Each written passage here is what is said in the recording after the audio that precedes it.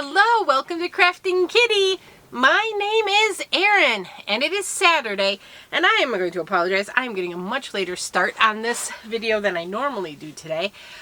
Just had a lazy morning. But it is Saturday, so it's time for my weekly roundup. Yeah! What is my weekly roundup? Well, every Saturday I go through my weekend crafting. We talk about my whips, works in progress, and FO's finished objects. I've gone a little hat crazy lately, I'm not gonna lie.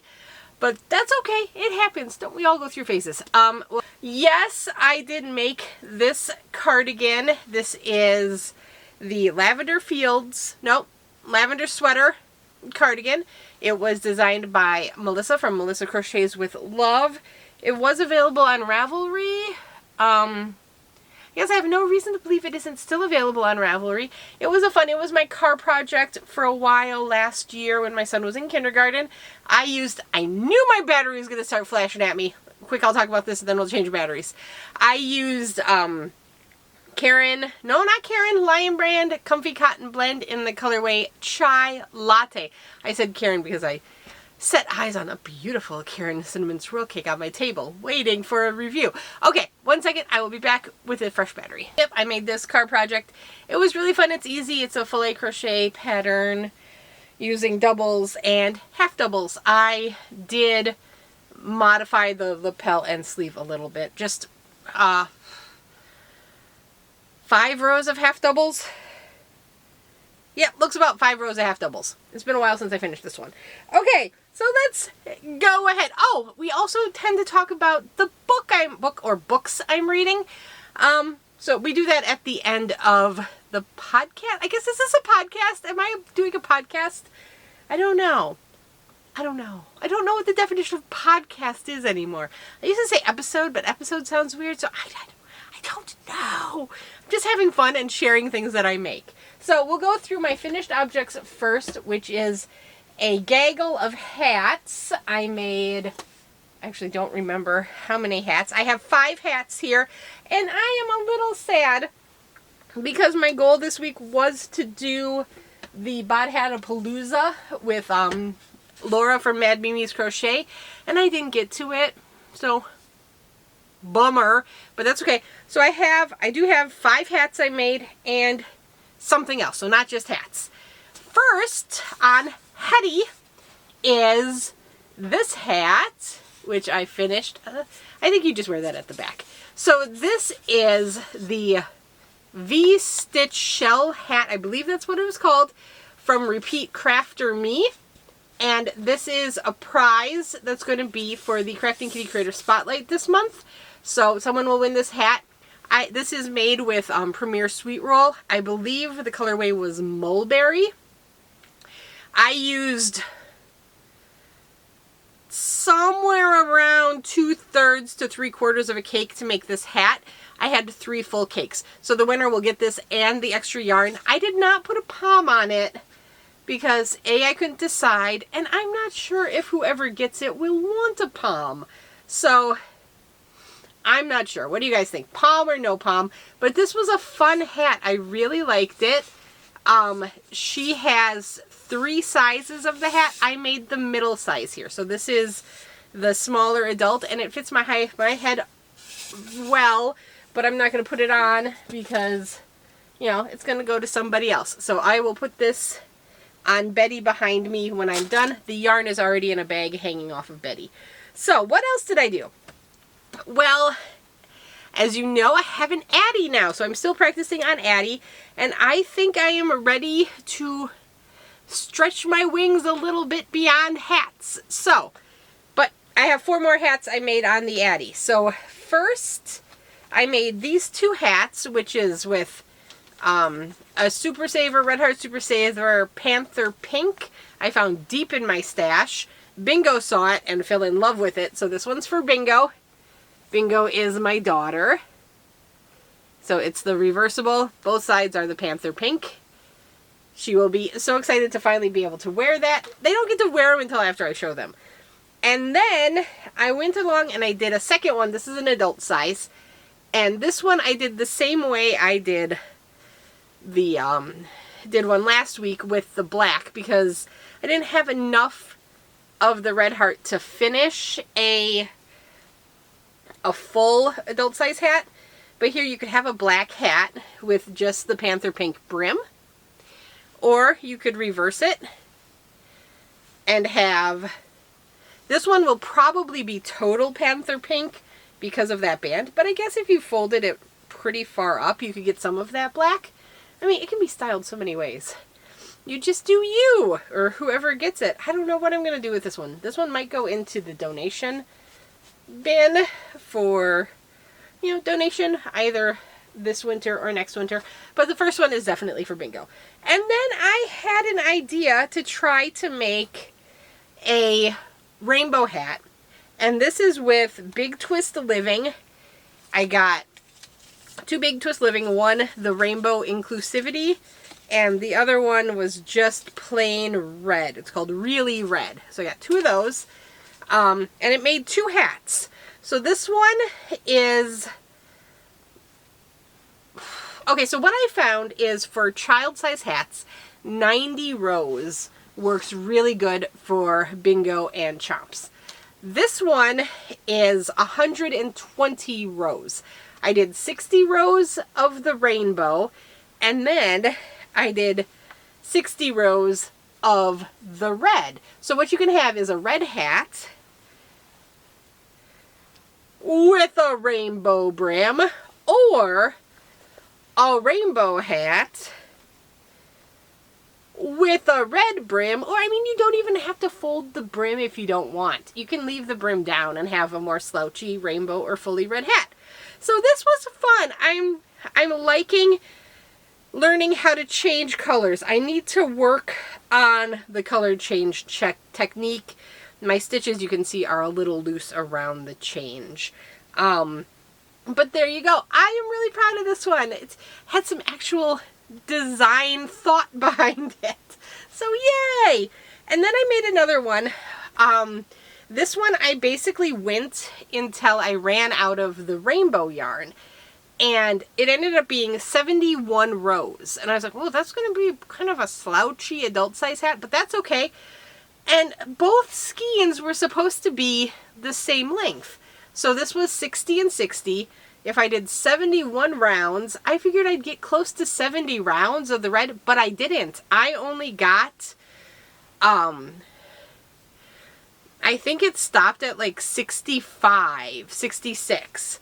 So I didn't quite get enough. So there is, it's not a full-on straight 50-50. That's what I'm trying to say. So this one, I mean, you could wear it with the red and very easily have the rainbow brim there. That looks fine. That looks no problem.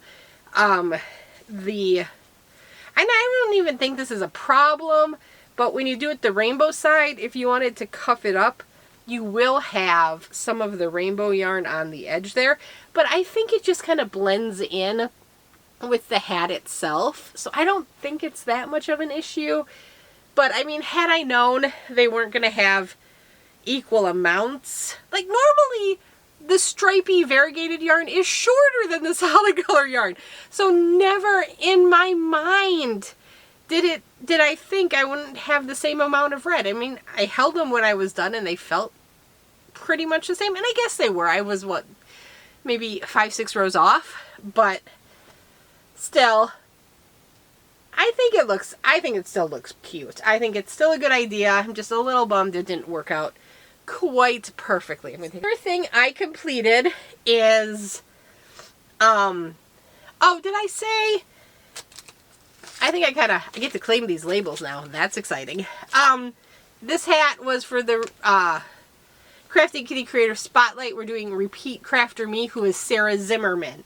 So if you make anything by Sarah Zimmerman, Repeat Crafter Me, send me pictures. We'll get you in the giveaway. There's a video from the first of the year explaining everything. But I did finish, so I wanted to mention that because this is the year of amigurumi for me. So I've been trying to work on amigurumi and increase my skill at amigurumi. So I picked this book, which is a book I was recommended for, you know, beginner amigurumi. Crochet Cute Critters by Sarah Zimmerman. She is repeat crafter me. Anything you make from this book would count for the spotlight. I have made 6 of the items from this already. So I had previously made, is it 6 or is it 5? Let's count. I had previously made Junior the Jellyfish, Victor the Viper, Xavier the X-Ray Fish, Xena the Zebra.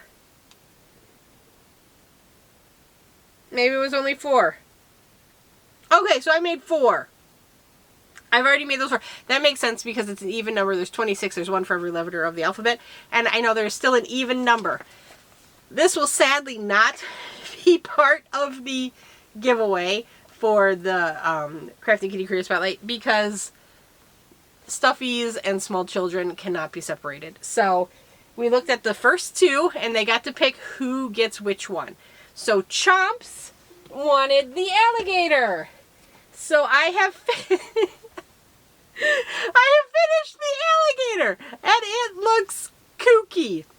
It's got some unique traits and that's okay. So first, this is the one that I was making with stash yarn and then I knew I didn't have enough yarn. So Brian was like, well, just go get another color because I was going to use a different green to finish it off and Brian did not like that idea.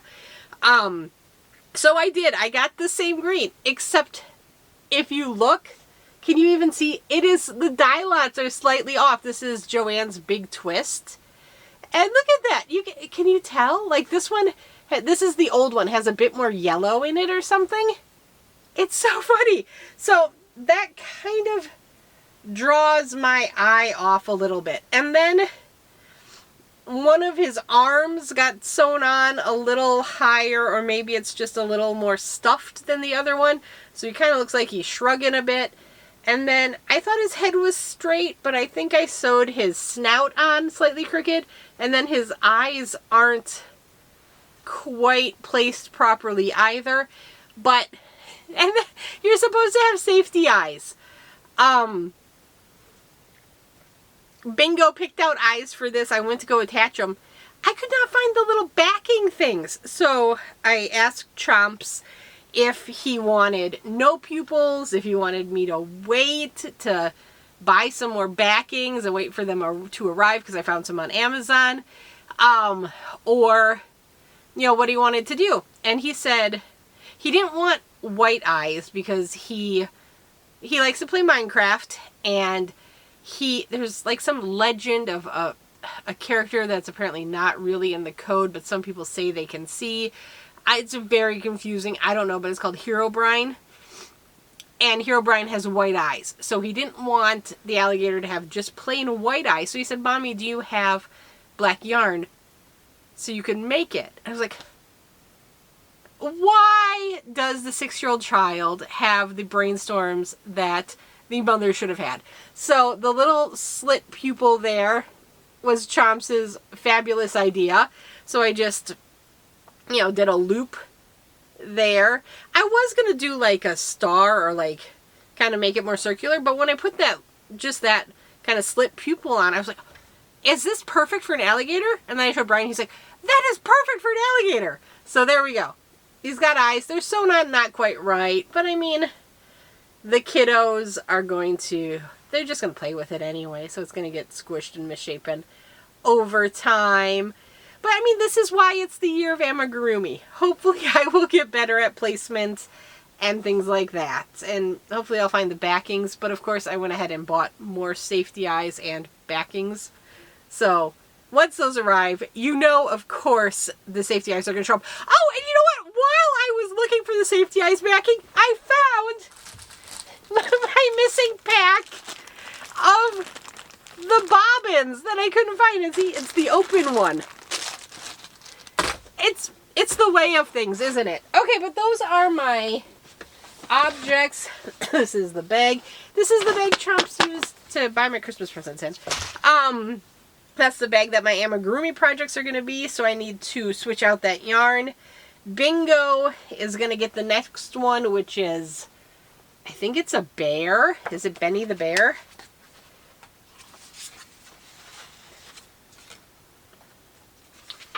Yep, Benny the Bear is what I'm going to be making next. So there we go. We'll try that. But that's all I have for my finished objects. My works in progress now. We'll shift gears to the whips. I am working on my pickle jar kit. So the pickle jar kit, this is from Aberdeen Wool Company. Aberdeen Wool, in conjunction with the Tangled Poets, that's the dyer, sends out the pickle jar. You can also just get refills if you don't want the actual jar. And it's 40 mini skeins. I looked it up. Each mini skein is supposed to be between 20 and 23 yards. And it comes now with 2 patterns. So you get the original striped cowl recipe, and then there is a pattern for a bias scarf. So I thought I would go ahead and just make the original striped cowl, and the pickle jar is $50. I got it at their Black Friday sale, which was 25% off the whole store. And it comes with those patterns. It does come with knitting needles. You don't have to knit with this. You can crochet with this. But it does come with knitting needles and all of that stuff. And so my plan is to use this pickle jar kit to make the stripy cowl, order a refill, and go ahead and make that bias scarf. One second, Brian needs to call me. I am back. Hello. So I finished telling you about what the pickle jar is. My plan is to just randomly reach behind, grab a skein or mini skein, and my goal is to add 1 mini skein a week to my cowl and just see how it grows. And we got pretty darn lucky, I think. So this was the first mini skein, and then the second one I think flows so nicely into the first. So it looks fantastic. So basically you're just doing stockinette stitch, just knit stitch in the round, and then at the end you're going to have a big tube, and then you're going to take the 2 ends, the 2 open ends, sew them together. So you're going to have, your cowl isn't going to go like this, it's going to go like this. It's going to be double layer like the Addie beanies, like the Addie scarves. So I think that's going to be really, really fun. I'm really enjoying it. And so I just like to have kind of simpler projects to do here in the craft room while I'm editing and all that good stuff. So what should I show next? Oh, so let's go ahead and do a crochet project. I was sitting in my chair in our bedroom, and I looked down and I saw something that I had totally forgotten about. Completely forgotten about. I think I showed you guys once, and then you guys never saw it again. So I had last year made myself a cocoon cardigan following a pattern by Krista at my Secret Yarnery, and I used Bright Stripes, Red Heart Bright Stripes yarn, and Mainstays Black. I had about half of a skein of the jumbo Red Heart Bright Stripes, and I thought that would be more than enough to make Bingo, kind of a matching cocoon cardigan. So I had started making a granny square that I was just going to keep expanding until it was big enough. And I think when I stopped, it was probably like here or something. It wasn't very far in. So here we go. I have continued working. Oh, that's the end of the round. Where am I here? Okay, I'm right here working. Am I showing you the wrong side? No, I'm showing you the right side. Okay, so here we go. I am making her little cocoon cardigan granny square. It's almost to the right size. And then when it is, I will sew it up, put a little border on it, and she'll have a little cocoon cardigan, kind of a slightly mommy and me. The difference here is this, I'm just doing a traditional granny square. For the one Krista at the Secret Yarnery did, it was a solid granny square, so it was lots of double crochets and not the clusters. So that's really the only difference. Oh, and hers started with like a flower granny square in the center. This one is just straight granny square. What else do I have to show you? Let's do a knit project. My ginger snaps, more summer fun. Uh-oh. The hook I'm using for that is my Yarness 5.5 millimeter crochet hook. I have never used a clover hook. My gut says that's a knockoff clover set. I got it from Amazon. It's very affordable.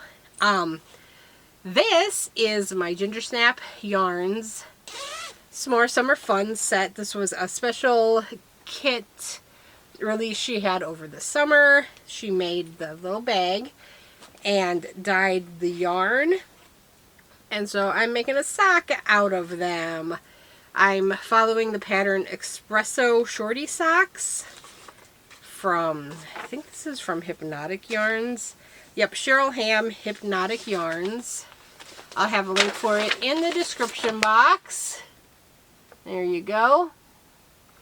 What I liked about this is it is the first time I'm doing color work heel and toe, and it's a kind of an afterthought heel, so I get to experiment with that. I finished one,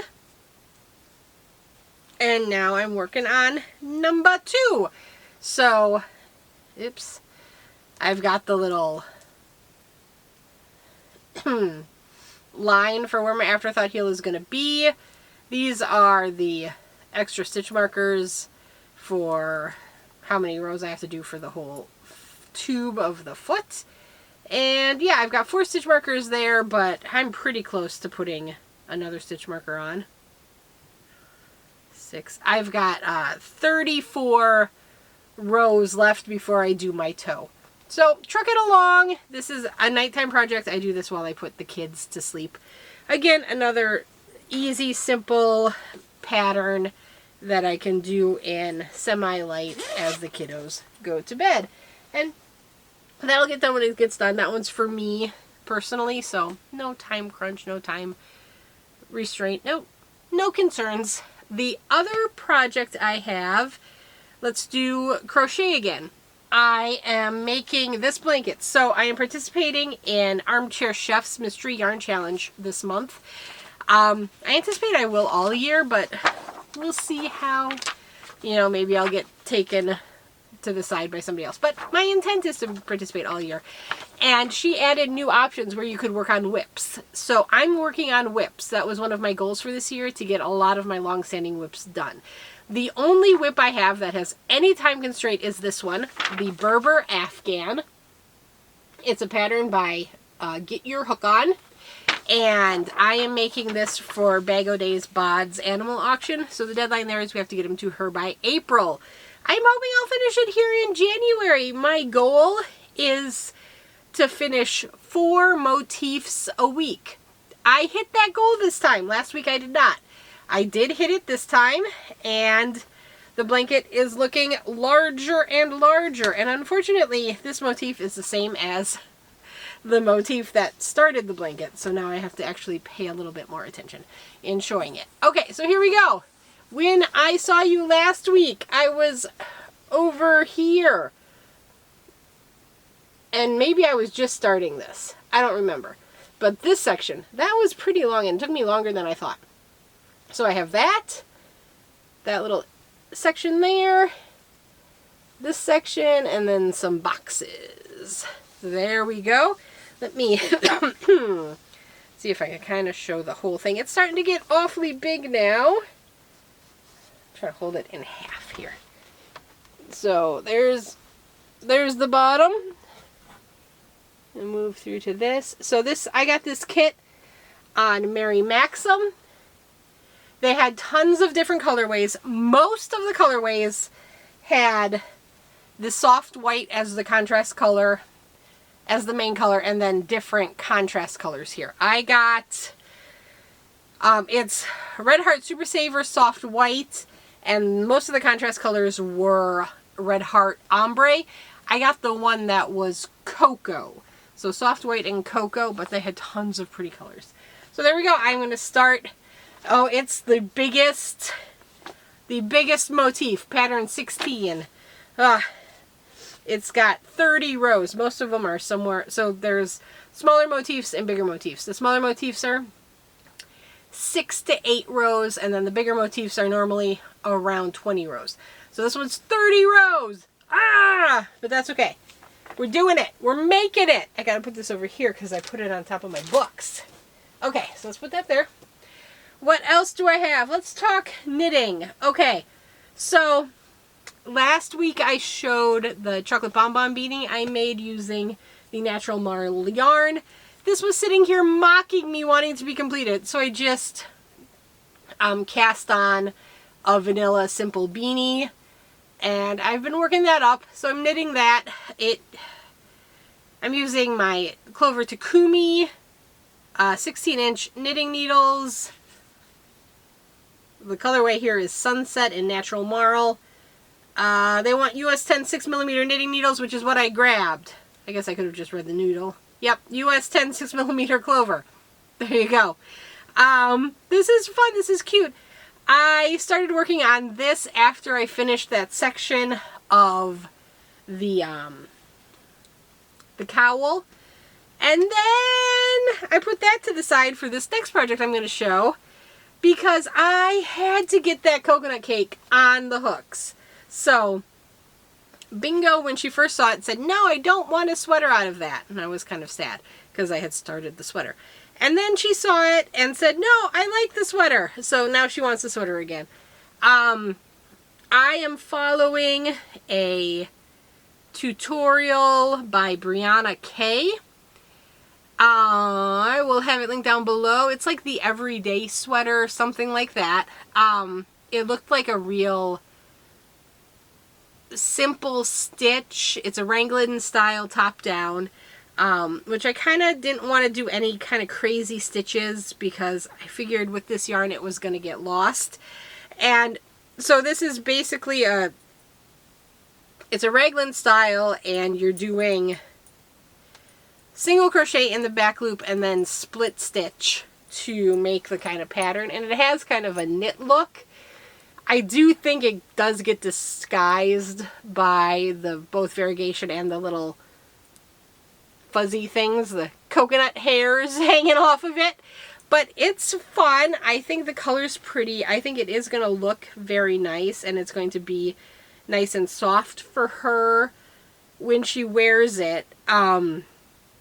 I am later today going to film a review on this yarn to talk about it. I'm still, like I said, I haven't knit with it yet. I've only done this crochet. When I looked at it, I said, oh, I think it looks like a 4, but the yarn label wants a 4.5mm crochet hook, which is not a size I would normally use with a 4-weight yarn. So that gave me pause. Working with this, it is definitely more of a 3-weight. Maybe they called it a 4 because of the little hairs hanging off of it, but it's not tons of hairs. It's not like latte cake or anything like that. It's not that hairy. But yeah, I'm using my I'm using a Furls G Plus 4.5. I don't remember what colorway this is, but it's pretty and it's got sparkles, so that's fun. I wanted something with a pointier head to do the split singles. And yeah, that is my last whip. I didn't touch that pair of socks I had last week because I got distracted by other things, and that sock will wait. So, what do we need to talk about now? Have I talked about everything I need to talk about? I think so. I don't see any other whips hanging around here looking for attention. My books. So if you're just here for the yarny goodness, thank you for stopping by. I will love to chat with you later. Bye-bye. If you want to talk books, stick around. So, I did finish Hester. It was really good. It was really good. I enjoyed it. It's like hard for me to describe the book to somebody. So it's basically, Hester is a reference to Hester Prynne.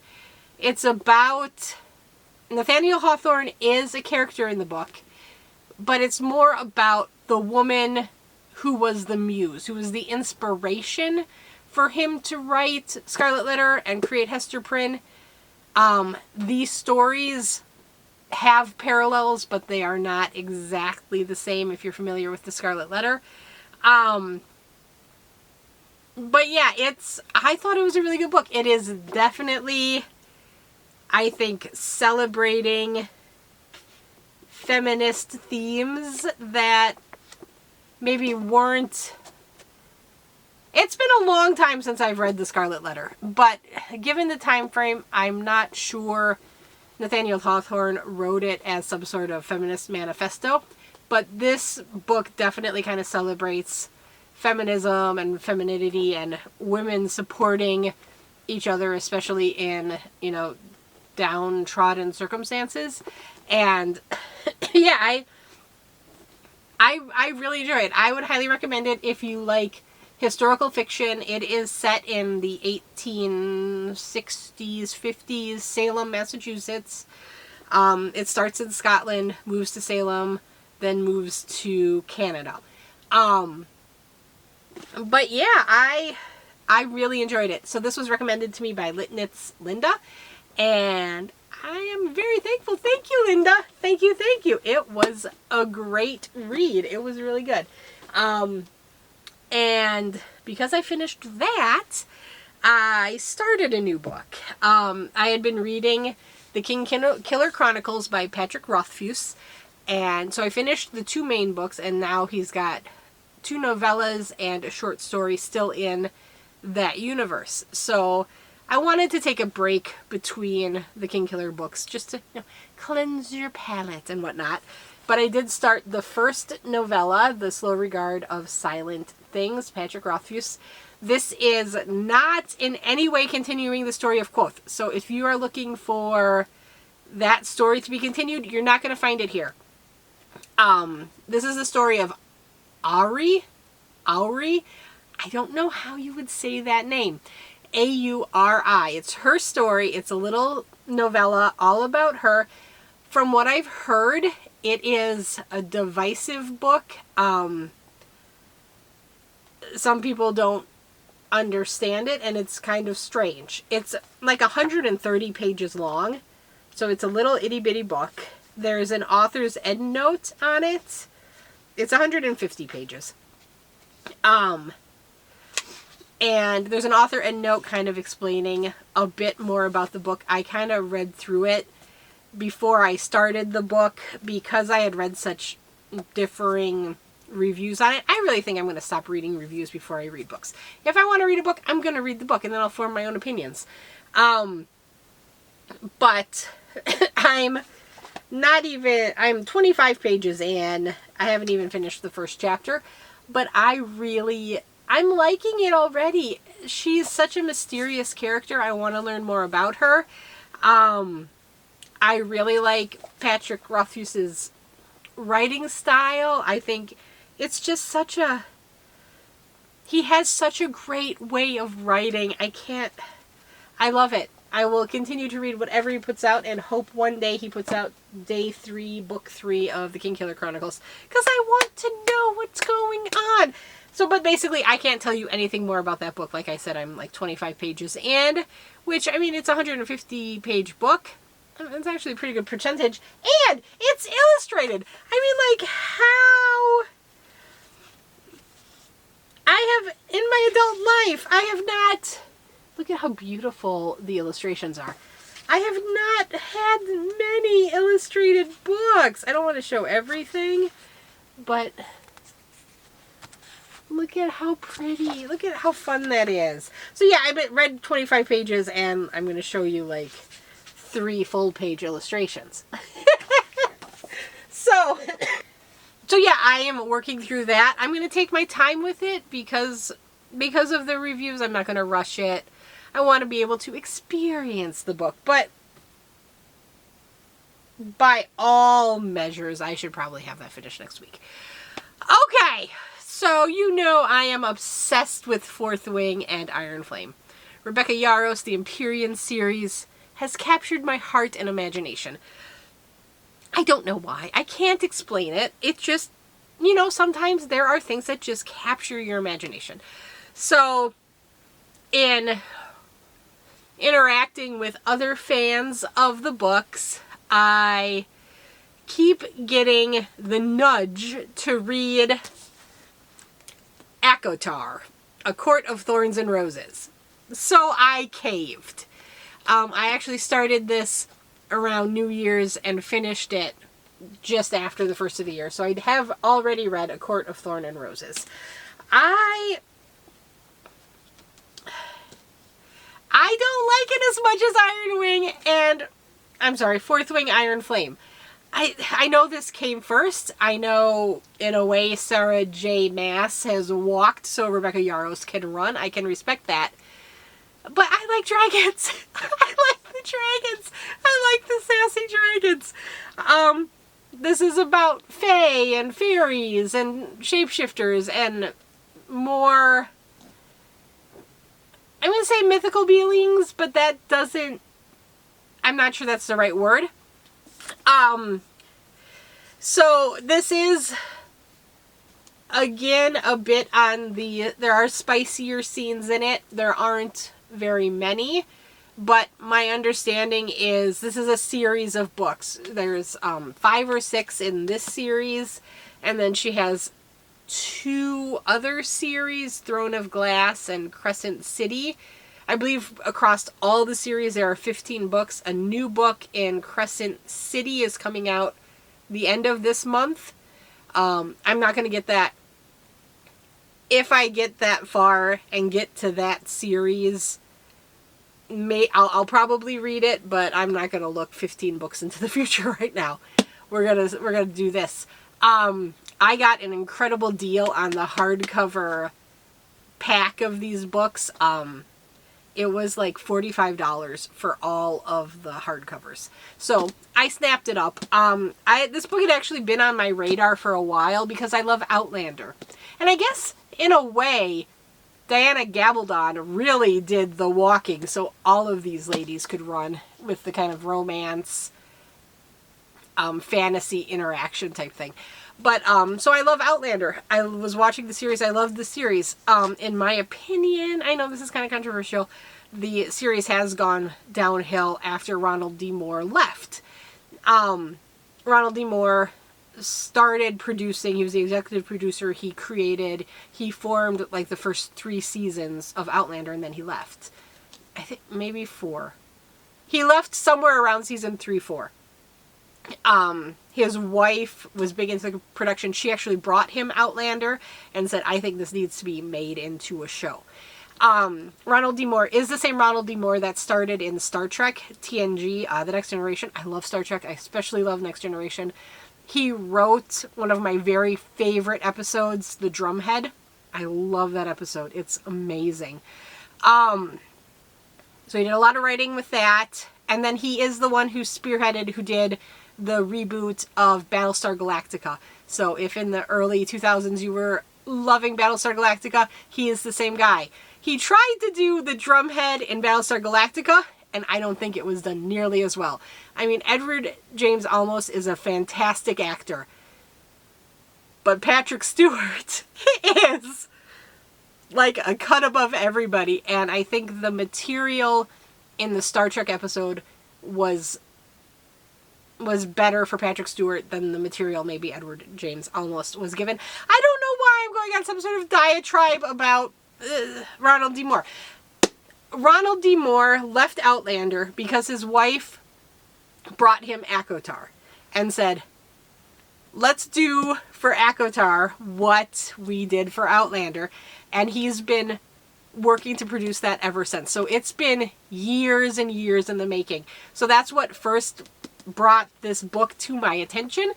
But I didn't want to buy it or read it until I thought that series was more closer to production. But given the encouragement of other fans of Fourth Wing, I thought, okay, now's the time. We are hearing more, and maybe it is because she's got the new Crescent City books coming out, but there is more and more coming out about the show still being in production. It's been purchased by I think the problem is it was passed around between a couple of networks. So at one point I heard Hulu, and I think now Amazon has it. Or maybe it was Amazon had it and now Hulu has it. It's either Hulu or Amazon, but it is still in the works if you're looking for that. So anyway, I finished this book, and I have started the second book, which is A Court of Mist and Fury. I was going to say flames. There's one that has flames in it. Apparently that is the naughtiest, spiciest book of them all. This is a monster. Look at how big that book is. It's got nice big type.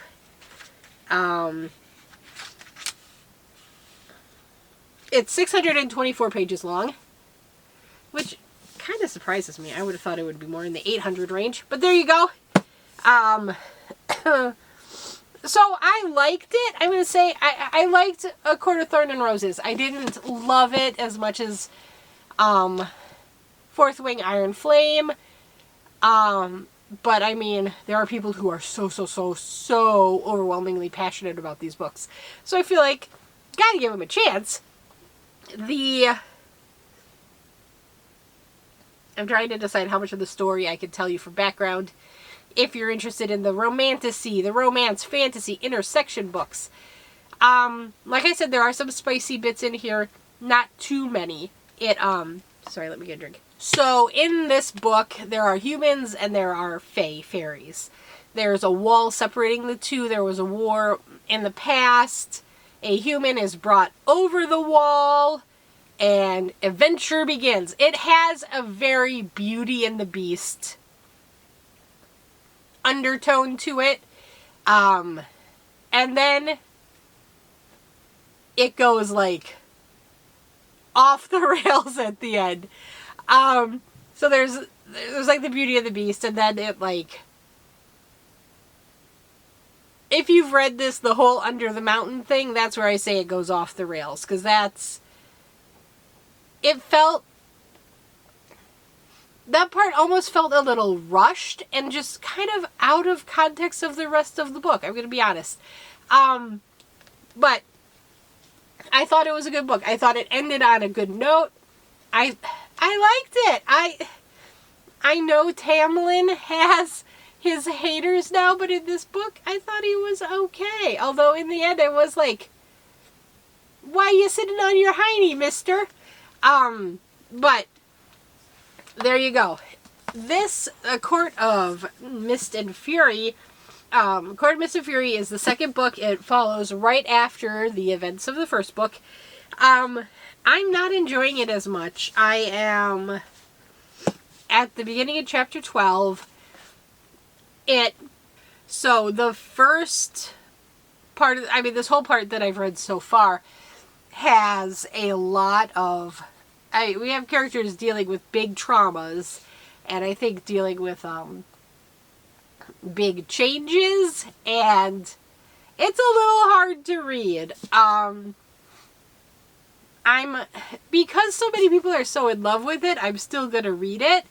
I'm not saying I hate it, it's just not maybe a tone or the direction I thought the books would be going, if that makes any sense.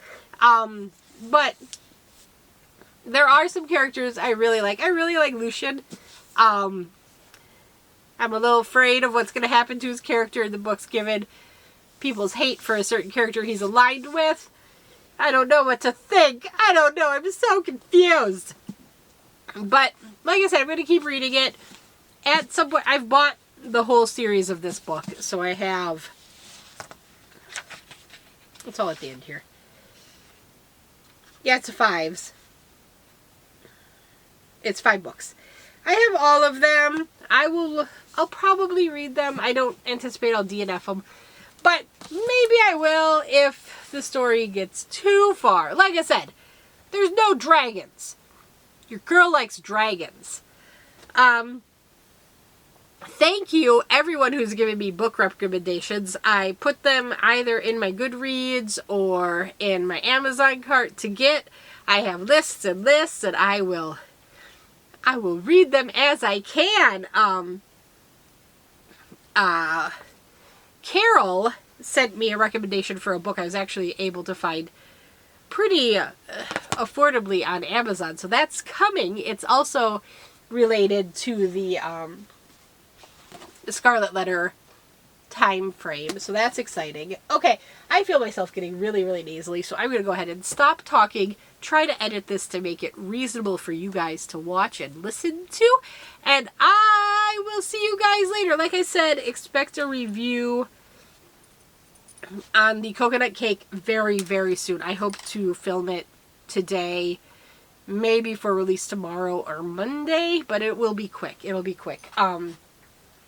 Like I said, I was so excited. I had to get that on my hook. Okay, so yeah, if you have book recommendations, send them my way. I love them. If you have any patterns you're super excited about and you're like, Erin, you should try this pattern. This is up your alley. Send it my way. I would love it. I always say there's 3 parts to this. One hobby is collecting patterns. One hobby is collecting the materials. One hobby is actually making them. So I will participate in any and all of those activities with you guys. Okay, I will talk to you later. Bye!